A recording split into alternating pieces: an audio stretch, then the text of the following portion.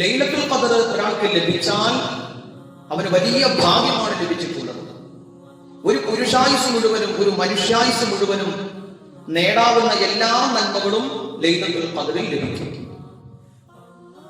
ഹബീബായ മുത്തു മുഹമ്മദ് മുസ്തഫ സല്ലല്ലാഹു അലൈഹി വസല്ലമ തങ്ങൾ ലൈലത്തുൽ ഖദറിന്റെ പ്രതിഫലം കേട്ടപ്പോ മഹാനായ ജിബ്രീൽ അലൈഹിസ്സലാത്തു വസ്സലാം ലൈലത്തുൽ ഖദറിന്റെ മഹത്വം പറയുമ്പോ പുന്നാന നബി സല്ലല്ലാഹു അലൈഹി വസല്ലമ തങ്ങൾ അതെന്റെ ഉമ്മത്തിന് കൂടി കിട്ടണം എന്ന് ആശിച്ചു, കൊതിച്ചു, ആഗ്രഹിച്ചു. ഒരല്പ സമയത്തെ മൗനത്തിനു ശേഷം സയ്യിദുനാ ജിബ്രീൽ അലൈഹിസ്സലാം പറഞ്ഞു, നബിയേ, അങ്ങയുടെ ഉമ്മത്തിന് അല്ലാഹു തആല ലൈലത്തുൽ ഖദർ വെച്ചിരിക്കുന്നു. ഈ ഉമ്മത്തിന് വേണ്ടി നബി തങ്ങൾ ആഗ്രഹിച്ച, കൊതിച്ച ഒരു രാത്രിയാണ് ലൈലത്തുൽ ഖദർ. ഖൈറും മിൻ അൽഫി ശഹർ, 1000 മാസത്തേക്കാൾ പുണ്യമുള്ള രാത്രി. വേദനയോടെ ഞാൻ പറയട്ടെ എന്റെ സഹോദരങ്ങളെ, മുഅ്മിനീങ്ങളെ, ലോകത്താകമാനമുള്ള എല്ലാ വിശ്വാസികളും പരിപാവനമായ റമളാനിന്റെ അവസാനത്തെ 10 ഒറ്റ രാത്രികളിൽ ലൈലത്തുൽ ഖദറിനെ പ്രതീക്ഷിച്ചുകൊണ്ട് പാതിരാവുകളിൽ ജീവിക്കുമ്പോ, നിറകണ്ണുകളോടെ ദുആ ചെയ്യുമ്പോൾ 4 വിഭാഗം പരാജിതരുണ്ട്. അല്ലാഹു സുബ്ഹാനഹു വ തആല ആ 4 വിഭാഗം ആളുകൾക്ക് ഒരു ഖൈറും നൽകുകയില്ല, ഒരു നന്മയും അവർക്ക് ലഭിക്കുകയില്ല. അവർക്ക് ലൈലത്തുൽ ഖദറില്ല, അവർക്ക് റമളാനിന്റെ പുണ്യങ്ങളില്ല, അവർക്ക് അല്ലാഹുവിന്റെ തൃപ്തിയില്ല, പടച്ചവന്റെ പൊരുത്തമില്ല. 4 വിഭാഗം ആളുകളുണ്ട്. അതിലൊരു വിഭാഗമാണ് അഖുൽ വാലിദൈൻ, മാതാപിതാക്കളെ വേദനിപ്പിച്ചവർ, വിഷമിപ്പിച്ചവർ, മാതാപിതാക്കളെ ദുഃഖിപ്പിച്ചവർ. ഇവർ കാരണം മാതാപിതാക്കൾ ഒരുപാട് വേദനിച്ചിട്ടുണ്ട്. അവർക്കൊരിക്കലും ലൈലത്തുൽ ഖദർ കിട്ടുമെന്ന് വിചാരിക്കേണ്ട. അവർക്ക് റമളാൻ അതിന്റെ പൂർണ്ണമായ പ്രതിഫലത്തിൽ എത്തുമെന്നും അവർ വിചാരിക്കേണ്ട. അവർക്ക് മാതാപിതാക്കളുടെ പൊരുത്തം കിട്ടുന്നത് വരെ. അല്ലാഹുവേ, മാതാപിതാക്കൾ ഒരു വല്ലാത്ത അനുഗ്രഹമാണ്. മാതാപിതാക്കൾ, ഉമ്മയും ബാപ്പയും ഓരോരുത്തർക്കും അല്ലാഹു കൊടുത്ത ഒരു വലിയ നിധികളാണ് മുഅ്മിനീങ്ങളെ. പലപ്പോഴും അവരുടെ മഹത്വങ്ങൾ നമ്മൾ അറിയുന്നില്ല. അല്ലാഹ് നമ്മുടെ മാതാപിതാക്കൾക്ക് പടച്ചവൻ ആയുസ് കൊടുക്കുമാറാകട്ടെ, പടച്ചവൻ അവർക്ക് സ്വർഗ്ഗം കൊടുക്കുമാറാകട്ടെ. മരണപ്പെട്ടു പോയ നമ്മുടെ മാതാപിതാക്കൾ ഉണ്ടെങ്കിൽ അവരുടെ കബറിടങ്ങളിൽ പാതിരാവിന്റെ നേരത്ത് അല്ലാഹു സ്വർഗത്തിന്റെ സമുന്നതമായ മാളികകളാക്കി അല്ലാഹു തീർക്കുമാറാകട്ടെ. മുഅ്മിനീങ്ങളെ, സഹോദരങ്ങളെ, ഹബീബായ മുഹമ്മദ് റസൂലുള്ളാഹി സ്വല്ലല്ലാഹു അലൈഹി വസല്ലമ തങ്ങളോട് ഒരു സ്വഹാബി ചോദിച്ചു, നബിയേ, ഈ ഭൂമി ലോകത്ത് എനിക്ക് ഏറ്റവും കൂടുതൽ കടമ ആരോടാണ് നബിയേ, കടപ്പാട് ആരോടാണ് നബിയേ? ഇത് ശ്രദ്ധിച്ചു കേൾക്കണം. നമുക്ക് കൂട്ടുകാരുണ്ട്, ഭാര്യയുണ്ട്, ബന്ധുക്കളുണ്ട്, സുഹൃത്തുക്കളുണ്ട്, നമുക്ക് വിട്ടുപിരിയാൻ കഴിയാത്ത ഒരുപാട് ആത്മബന്ധങ്ങളുണ്ട്. പക്ഷേ ഒരു വിശ്വാസിയുടെ ജീവിതത്തിൽ നമുക്ക് ഏറ്റവും കൂടുതൽ കടപ്പാടുള്ളത് ആരോടാണ്? ഹബീബായ മുഹമ്മദ് മുസ്തഫ സ്വല്ലല്ലാഹു അലൈഹി വസല്ലമ തങ്ങൾ പറഞ്ഞു, ഉമ്മുക, നിന്റെ ഉമ്മയാണ്. പിന്നെയും ആ സഹാബി ചോദിച്ചു, പിന്നെ ആരാണ് നബിയെ? അപ്പോഴും നബി തങ്ങൾ പറഞ്ഞു, ഉമ്മുക. വീണ്ടും ആ ചോദ്യം ആവർത്തിച്ചപ്പോഴും നബി തങ്ങൾ പറഞ്ഞു, ഉമ്മുക, നിന്റെ ഉമ്മയാണ്. 1, 2, 3 സ്ഥാനം ഉമ്മാക്കാണ്, പിന്നെ സ്ഥാനം ബാപ്പാക്കാണ്, പിന്നെയാണ് ഈ ഭൂമി ലോകത്ത് നിനക്ക് ഏതു ബന്ധവുമുള്ളത്. എന്റെ പ്രിയപ്പെട്ട സഹോദരങ്ങളെ, ഉമ്മയുടെയും ബാപ്പയുടെയും പൊരുത്തം നിനക്കുണ്ടോ? നീ ഉറപ്പിച്ചോ, നിനക്ക് അല്ലാഹുവിന്റെ പൊരുത്തമുണ്ട്. ഉമ്മയുടെയും ബാപ്പയുടെയും പൊരുത്തം നിനക്കില്ലയോ? നീ ഉറപ്പിച്ചോ, നിനക്ക് അല്ലാഹുവിന്റെ പൊരുത്തവും ഇല്ല. നീ ഹാജി ആയിക്കൊള്ളട്ടെ, 5 നേരവും നമസ്കരിക്കുന്നവനാകട്ടെ, ഖത്മുൽ ഖുർആനുകൾ ഒരുപാട് ഓതി തീർത്തവനാകട്ടെ, നിന്റെ ജീവിതം നീ ദീനിനു വേണ്ടി കാഴ്ചവെച്ചവനാകട്ടെ, ആരു തന്നെയാണെങ്കിലും മാതാപിതാക്കളുടെ പൊരുത്തത്തിലാണ് അല്ലാഹുവിന്റെ പൊരുത്തമെന്നും മാതാപിതാക്കളുടെ കോപത്തിനാണ് അല്ലാഹുവിന്റെ കോപമെന്ന് സയ്യിദുനാ മുഹമ്മദ് റസൂലുള്ളാഹ് മഹാനായ അബീ ഹുറൈറ റളിയല്ലാഹു തആല അൻഹു അവിടുന്ന് പരിശുദ്ധമായ ദീൻ സ്വീകരിക്കുമ്പോഴും അവിടുത്തെ പ്രിയപ്പെട്ട ഉമ്മ പരിശുദ്ധമായ ദീൻ സ്വീകരിച്ചിട്ടില്ല. അപ്പോഴും നബി സല്ലല്ലാഹു അലൈഹി വസല്ലമ തങ്ങൾ പലപ്പോഴും അബീ ഹുറൈറ തങ്ങളോട് പറയുമായിരുന്നു, അബീ ഹുറൈറ, ഉമ്മാനെ വിഷമിപ്പിക്കല്ലേ, ഉമ്മാനെ വേദനിപ്പിക്കല്ലേ അബീ ഹുറൈറ എന്ന് നബി സല്ലല്ലാഹു അലൈഹി വസല്ലമ തങ്ങൾ ഉപദേശിച്ചു കൊടുക്കുമായിരുന്നു. അവിടുന്ന് ഒരു ദിവസം കരഞ്ഞുപോയി, നബിയേ നബിയേ, എന്റെ ഉമ്മാക്ക് ഹിദായത്ത് കിട്ടാൻ ദുആ ചെയ്യ് നബിയേ. നബി സല്ലല്ലാഹു അലൈഹി വസല്ലമ തങ്ങൾ ദുആ ചെയ്യുകയും ആ നേരം തന്നെ ഉമ്മ മുസ്ലിം ആവുകയും ചെയ്തിട്ടുണ്ട്.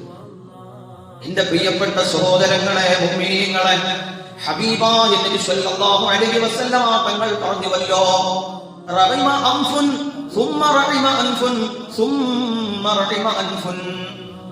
നിരാശനായി പോകട്ടെ, നിന്ദ്യനായി പോകട്ടെ, പരാജയം സംഭവിക്കട്ടെ, ജീവിതത്തിൽ ഒരു തരത്തിലുള്ള ഉയർത്തെഴുന്നേൽപ്പുകളും ഉണ്ടാവാതിരിക്കട്ടെ.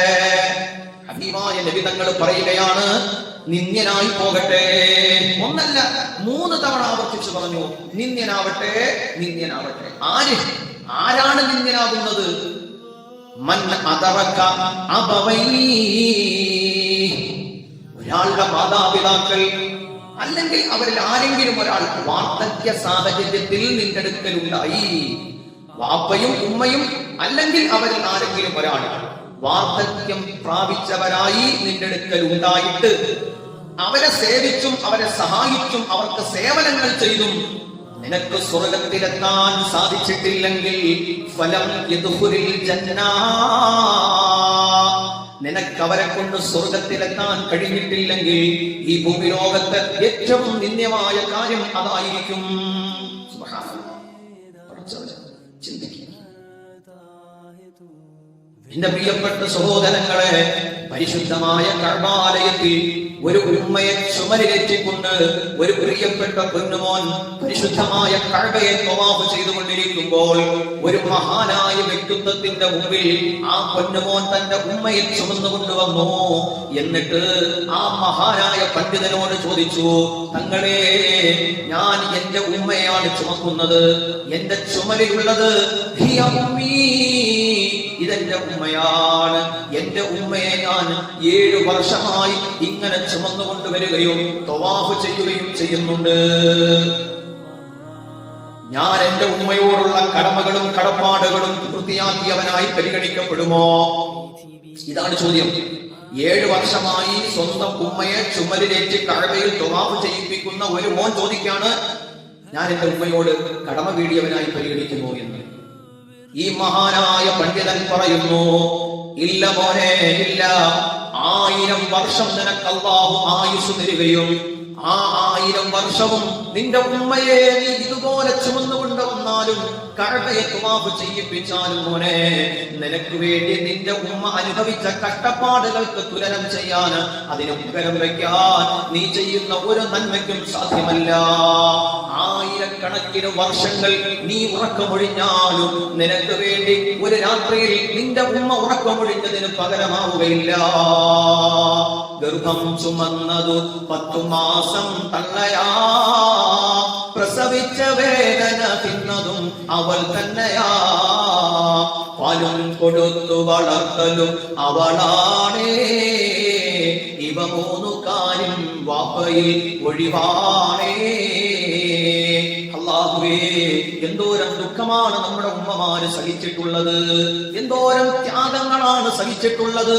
പടച്ചവനെ, തന്റെ ശരീരത്തിന്റെ ഓരോ അവയവങ്ങളും കഷ്ണിച്ച് മാറ്റുന്ന തീവ്രമായ വേദന ആ ശരീരത്തെ പരിഞ്ഞു മുറുക്കിയിട്ട് പോലും തന്റെ കുഞ്ഞിന് വേണ്ടി ജീവൻ പകരം കൊടുത്തവളാണുമ്മ. എണ്ണിയാൽ തീരുമോ? അളക്കാൻ പറ്റുന്ന അളവുകോലുകൾ ഭൂമിയിലുണ്ടോ? ഉമ്മയ്ക്ക് പകരം ഉമ്മ മാത്രമാണ്, വാപ്പാക്ക് പകരം വാപ്പ മാത്രമാണ്. അതാണ് ആദരവായ നബി സല്ലല്ലാഹു അലൈഹി വസല്ലമ തങ്ങൾ പറഞ്ഞത്, ഈ ഭൂമി ലോകത്ത് നിനക്ക് ഏറ്റവും കൂടുതൽ കടപ്പാടുള്ളത് ഉമ്മുക്ക, നിന്റെ ഉമ്മയാണ്. ഉമ്മയും വാപ്പയും കഴിഞ്ഞിട്ട് ഈ ഭൂമി ലോകത്ത് നിനക്ക് വെറ്റെന്തു കൊടുക്കും? ഹബീബായ മുഹമ്മദ് മുസ്തഫ സല്ലല്ലാഹു അലൈഹി വസല്ലമ തങ്ങൾ പോലും ഉമ്മയുടെയും വാപ്പയുടെയും പൊരുത്തക്കേടിന്റെ മുമ്പിൽ നിശബ്ദത പാലിക്കുമെന്ന് ഹദീസിൽ കാണാം. എങ്ങനെ? വാപ്പയുടെയും ഉമ്മയുടെയും പൊരുത്തക്കേട് നിലനിൽക്കുമ്പോ പുന്നാര നബിതങ്ങൾ പോലും നിശബ്ദത പാലിക്കുന്നതാണ്. ആരാണ് മുത്തുനബി? അശ്ശഫാഅത ഹബ്ലനാ ഫിൽ ഖിയാമത്തി മുശ്ഫിഖാ വഹ്ലനാ ഇല്ലാ സയ്യിദി ഖൈറൻ നബി. എല്ലാവരും പരിഭ്രാന്തരായി പടച്ചവന്റെ പരമോന്നതമായ കോടതിയിൽ നെടുവീർപ്പോടെ ഞെട്ടലോടെ അല്ലാഹുവേ രക്ഷപ്പെടാൻ ഓരോരുത്തരും വെമ്പൽ കൊള്ളുന്ന നേരത്ത് തന്റെ ഉമ്മത്തിന്റെ സുരക്ഷയ്ക്ക് വേണ്ടി ഉമ്മത്തിനെ രക്ഷപ്പെടുത്താൻ അവിടുത്തെ മഹിതമായ ശഫാഅത്തുമായി ഓടിവരും ഉമ്മത്തിന്റെ ചാരത്തേക്ക് ലോകത്തിന്റെ നായകൻ അഷ്റഫുൽ ഖൽഖ് മുഹമ്മദ് മുസ്തഫ. അസ്സലാത്തു അലൻ നബി വസ്സലാമു അലാ റസൂൽ അശ്ശഫീഇൽ അബ്തഹി വൽ ഹബീബിൽ അറബി. പുന്നാര നബിതങ്ങൾ ഓടി വരും ശഫാഅത്ത് ചെയ്യാൻ. അവിടുന്ന് ശ്രമിക്കുമ്പോ അല്ലാഹു സുബ്ഹാനഹു വ തആല അവന്റെ മുമ്പിൽ ഹബീബായ മുത്തുനബി സ്വല്ലല്ലാഹു അലൈഹി വസല്ലമ തങ്ങൾ സുജൂദിൽ വീഴുമത്രേ. ആ നേരത്ത് അല്ലാഹു തആല പറയും, നബിയേ, എല്ലാവരും അങ്ങയുടെ ശഫാഅത്ത് കൊണ്ട് രക്ഷപ്പെടും നബിയേ, പക്ഷേ ഇവർക്ക് മാപ്പില്ല. ഇവനിക്ക് മാപ്പില്ല നബിയേ, ഇവൾക്ക് മാപ്പില്ല. നബിയേ, അങ്ങയുടെ ശിരസ് ഉയർത്തി നബിയേ. ഫഇന്നൽ ആഖീന ലിവാലിദൈഹിം. ഈ നിൽക്കുന്ന കൂട്ടർ അവർ മാതാപിതാക്കളുടെ പൊരുത്തക്കേട് സമ്പാദിച്ചവരാണ്. അവർക്ക് വേണ്ടി അങ്ങ് ശഫാഅത്ത് ചെയ്താൽ പോലും അവർക്ക് വേണ്ടി അവരുടെ മാതാപിതാക്കൾ പുറത്തു തരുന്നത് വരെ, മാപ്പ് ചെയ്യുന്നത് വരെ നബിയേ അവർക്ക് മാപ്പ് ലഭിക്കില്ല എന്ന് പടച്ചറപ്പ് പറയുമത്രേ. അല്ലാഹ് ആരോട് പറയും? മുത്തുനബിയോട് പറയും സല്ലല്ലാഹു അലൈഹി വസല്ലം. മാതാപിതാക്കളുടെ പൊരുത്തക്കേട് ലഭിച്ചവനെ പരലോകത്ത് ഉപേക്ഷിച്ചുകൊണ്ട് ലോകത്തിന്റെ നേതാവ് മുഹമ്മദ് മുസ്തഫ സല്ലല്ലാഹു അലൈഹി വസല്ലം തങ്ങൾ മടങ്ങുമത്രേ. ഈ ഭൂമി ലോകത്തും അവൻ നിന്ദ്യനാണ്, റബ്ബിന്റെ കോടതിയിലും അവൻ നിന്ദ്യനാണ്. എന്തുകൊണ്ട്? മാതാപിതാക്കളുടെ പൊരുത്തമില്ല, ഉമ്മയുടെയും ബാപ്പയുടെയും സംതൃപ്തിയില്ല. അവർക്ക് ലൈലത്തുൽ ഖദർ എന്നല്ല ഒരു പുണ്യമായ രാവിന്റെയും പ്രതിഫലം അവർക്ക് ലഭ്യമല്ലെന്ന് സയ്യിദുനാ മുഹമ്മദ് റസൂലുള്ളാഹ്. എന്തിന് അള്ളാന്റെ സർവ്വ അനുഗ്രഹങ്ങളും നിന്റെ ഉമ്മാടെ പ്രാർത്ഥനയിൽ ഇറങ്ങും. ലൈലത്തുൽ ഖദർ അല്ലെന്നേ, ഉമ്മാടെ പ്രാർത്ഥനയും ഉമ്മായുടെ ദുആയും നിനക്ക് കിട്ടിയാൽ സർവ്വ അനുഗ്രഹങ്ങളും നിനക്ക് അല്ലാഹു ഇറക്കി തരും. ഓനെ മറ്റൊരാളുടെ മാതാപിതാക്കളെ ആണെങ്കിൽ പോലും ബഹുമാനിക്കണമെന്ന് പഠിപ്പിച്ചു പരിശുദ്ധ ദീൻ. മറ്റൊരാളുടെ മാതാപിതാക്കൾ അവർക്ക് പോലും സ്ഥാനമുണ്ട്. നിന്റെ കൂട്ടുകാരന്റെ മാതാപിതാക്കൾ, പടച്ചവനെ ഒരിക്കലും അവരെ ചീത്ത വിളിക്കരുത്. അവരെ ചീത്ത വിളിക്കുക എന്നത് കടുത്ത പാപമാണ്, കൊടിയ പാപമാണ്. ഹബീബായ നബിതങ്ങൾ പറഞ്ഞു, സ്വന്തം മാതാപിതാക്കളെ ചീത്ത വിളിക്കുന്നവന് കഠോരമായ ശിക്ഷയുണ്ട്. സ്വഹാബത്ത് പറഞ്ഞു, നബിയേ, സ്വന്തം മാതാപിതാക്കളെ ആരെങ്കിലും ചീത്ത വിളിക്കുമോ നബിയേ? ഹബീബായ നബിതങ്ങൾ പറയാ, നിന്റെ സഹോദരന്റെ മാതാപിതാക്കളെ കുറിച്ച് ആക്ഷേപം പറയൽ, അവരെ വേദനിപ്പിച്ചുകൊണ്ട് സംസാരിക്കൽ, അവരെ ചീത്ത പറയൽ സ്വന്തം മാതാപിതാക്കളെ ആക്ഷേപിക്കുന്നതിനും അവരെ ചീത്ത വിളിക്കുന്നതിനും തുല്യമാണ്. അത്ര ശിക്ഷയുണ്ടാവും. പാടില്ല. മാതാപിതാക്കൾ എന്നാൽ അത്രയും സ്ഥാനമാണ് മുഅ്മിനെ. വാപ്പയും ഉമ്മയും മരണപ്പെട്ടു പോയാൽ പോലും അവരുമായുള്ള ബന്ധം മുറിയാൻ പാടില്ല. വാപ്പയും ഉമ്മയും മരണപ്പെട്ടാൽ പോലും അവരുമായുള്ള ബന്ധം മുറിയാൻ പാടില്ല. എങ്ങനെ മുറിയരുത്? അവരെ അടക്കം ചെയ്യപ്പെട്ട അവരുടെ കുഴിമാടത്തിന്റെ ചാരത്ത് പോയി പൊട്ടിക്കരയുന്ന പൊന്നുമോനായി അവരുടെ ഖബർസ്ഥാനിന്റെ ചാരത്ത് നിൽക്കണം, ദുആ ചെയ്യണം. ഹബീബായ നബിതങ്ങൾ പറയാണ്, ഉമ്മ മരണപ്പെട്ടു പോയ മക്കള്, വാപ്പ മരണപ്പെട്ടു പോയ മക്കള് പടച്ചവനെ ആർക്കും വേണ്ടാതെ പള്ളിക്കാട്ടിൽ കൊണ്ടുവന്ന് കുഴിച്ചിട്ടിട്ട് തിരിഞ്ഞു പോകുന്ന നിന്റെ രീതികളും നിന്റെ ചിന്താഗതികളും മാറ്റിവെക്കണം മുസ്ലിമേ. മാതാപിതാക്കൾ മരണപ്പെട്ടു പോയ മക്കളെ, ആ മാതാപിതാക്കളുടെ ഖബർസ്ഥാനിന്റെ ചാരത്ത് പോയി അവർക്ക് വേണ്ടി ദുആ ചെയ്താൽ ഹബീബായ നബിതങ്ങൾ പറയാണ്,